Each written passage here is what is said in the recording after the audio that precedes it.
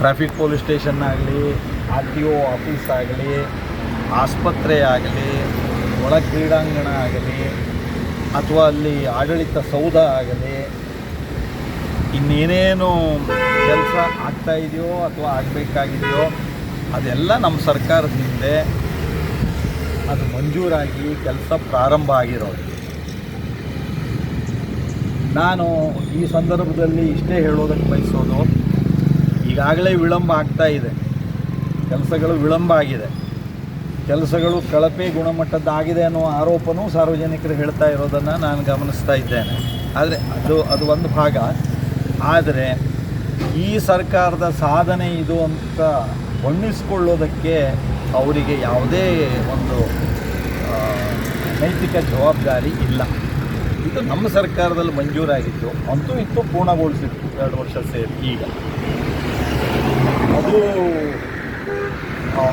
ಕೆಲಸ ಆಗಿ 6 ತಿಂಗಳಾಗಿದೆ. 6 ತಿಂಗಳ ನಂತರ ಜನರ ಸೇವೆಗೆ ಸಿಗುವಂತೆ ಮಾಡಿರೋದನ್ನು ನಾವು ನೋಡ್ತಾ ಇದ್ದೇವೆ. ಏನೇ ಆಗಲಿ, ಆಗಲಿಲ್ಲ ಕೆಲಸಗಳು, ಆಸ್ಪತ್ರೆ, ಒಳ ಕ್ರೀಡಾಂಗಣ, ನಮ್ಮ ಶಿರ್ಸಿಯ ಆಡಳಿತ ಸೌಧ, ಈ ರಸ್ತೆ ನಿಮಗೆ ಗೊತ್ತಿದೆ. ಈ ರಸ್ತೆ ಏನಾಗಲು ಶೀಘ್ರದಲ್ಲಿ ಕಾಲಮಿತಿಯೊಳಗೆ ಅದೆಲ್ಲ ಆಗಲಿ ಅಂತ ಆಗ್ರಹಿಸ್ತೇನೆ. ನಾನು ಈ ಸರ್ಕಾರಕ್ಕೆ, ಈ ನಮ್ಮ ಶಾಸಕರಿಗೆ ಒಂದೇ ಹೇಳೋದಕ್ಕೆ ಬಯಸೋದು, ಹಳೆಯದನ್ನು ಮಾಡಲೇಬೇಕು.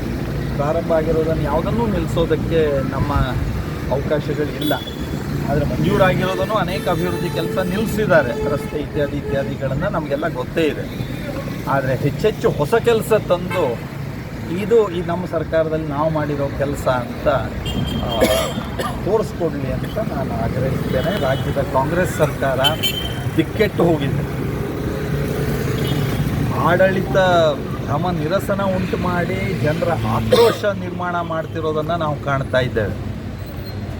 ಭ್ರಷ್ಟಾಚಾರ ಹೆಚ್ಚಿದೆ, ಬೆಲೆ ಏರಿಕೆಗಳು ಮನಬಂದಂತೆ ಆಗ್ತಾ ಇದೆ, ಅಲ್ಪಸಂಖ್ಯಾತರ ಓಲೈಕೆ ಮಿತಿ ಮೀರಿದೆ. ನಾನು ಇನ್ನೇನು ಹೇಳಲಿ, ಈ ಸರ್ಕಾರದ ಆಡಳಿತದ ಕುಸಿತದ ಬಗ್ಗೆ, ಅಭಿವೃದ್ಧಿಯ ಬಗ್ಗೆ ನಿರ್ಲಕ್ಷ್ಯವೇ ಕಾಣ್ತಾ ಇದೆ.